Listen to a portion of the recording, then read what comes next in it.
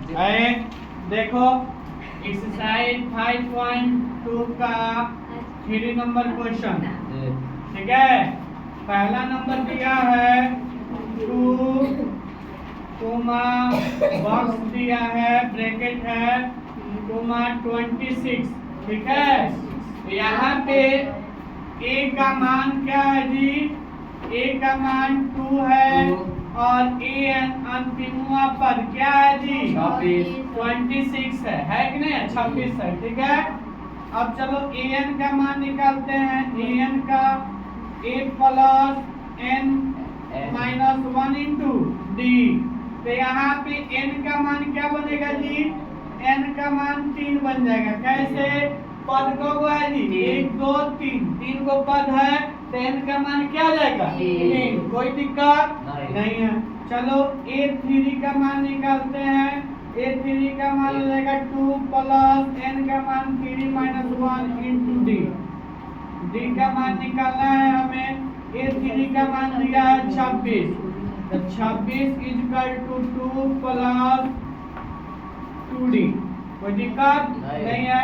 इधर 2d है, इधर जाएगा तो प्लस है, इधर जाएगा तो माइनस में 26 minus 2d, 2 equal to 2d।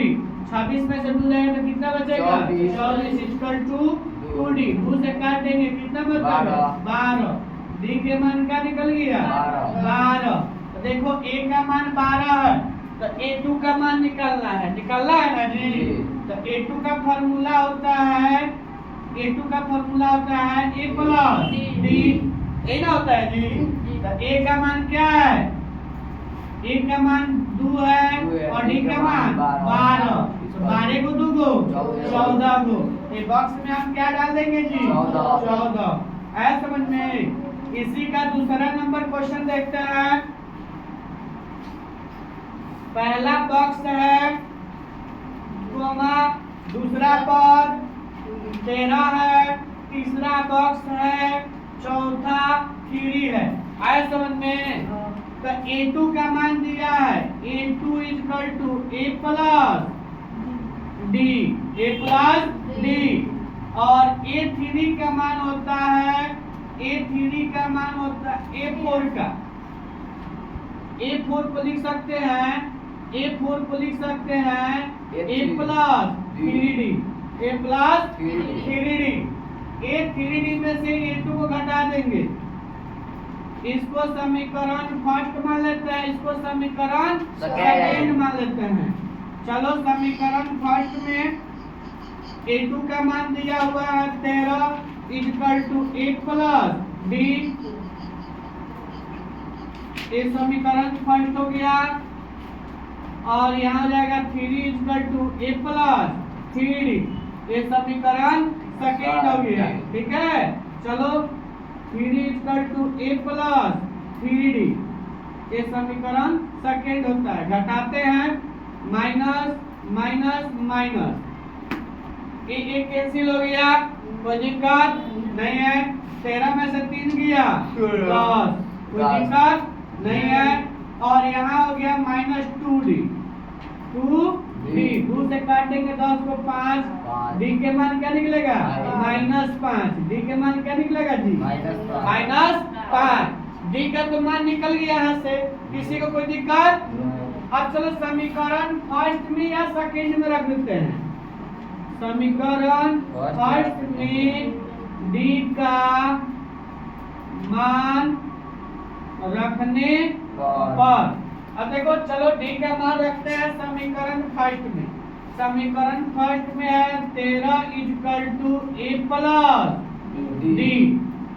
तो 13 equal to a plus d का मान क्या है? प्लस माइनस, इधर माइनस में इधर जाएगा तो प्लस में, तो हो जाएगा 13 प्लस 5 इक्वल टू a। 13 हुआ 5 को 18 को, तो कितना हो जाएगा? 18 इक्वल टू a। a का मान क्या निकल गया जी? 18। इसमें क्या बचेंगे? 18। 18 में से 5 गया 13 में से 5 जाएगा, तो यहाँ पे हम 3d निकलना है ना जी। a का भी मान निकल गया, a का मान आ गया 18, d का मान आ गया -5। अब A3 का मान निकालना है। क्या निकालना है जी?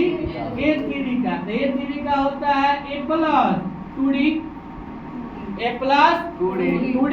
तो A प्लस A3 का मान निकालते हैं। A का मान है 18 प्लस 2 इंटू D का मान -5।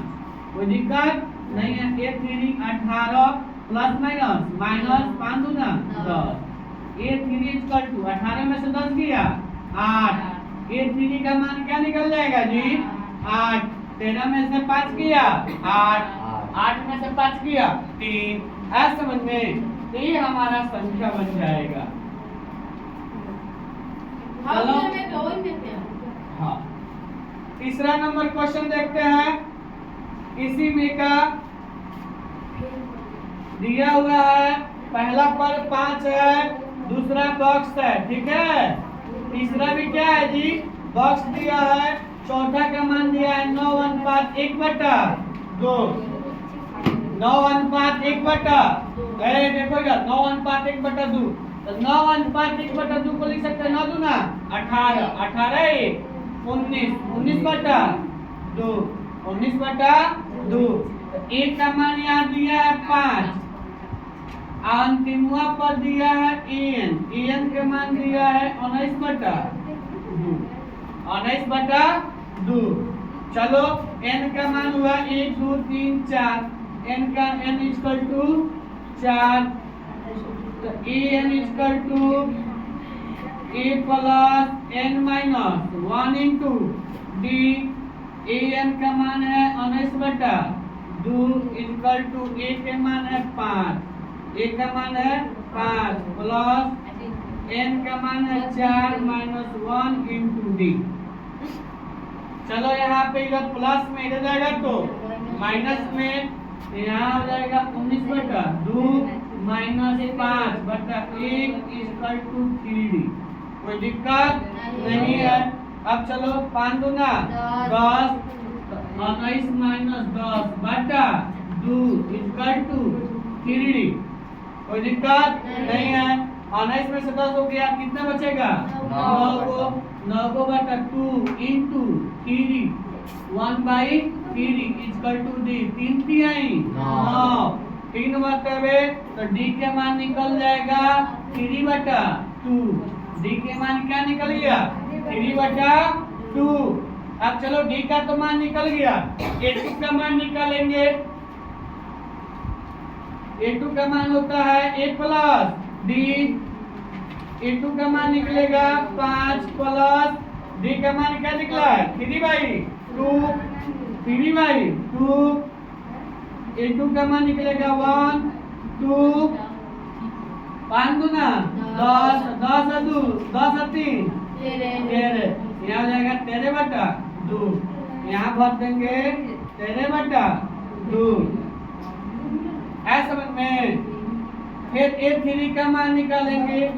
A3 का मान निकालेंगे A plus 2d। A3 equal to 5 plus 2 into 3/2। 2 से 2 कैंसिल, 2 से 2 कैंसिल, 3। A3 का मान 5 प्लस 3 5 3 8। A3 का मान क्या निकल गया? 8। यहाँ क्या डाल देंगे? 8। ऐसे समझ में। यहाँ 5 13/2 13/2 8 19/2। ऐसे समझ में। ऐसे ये क्वेश्चन बन जाएगा।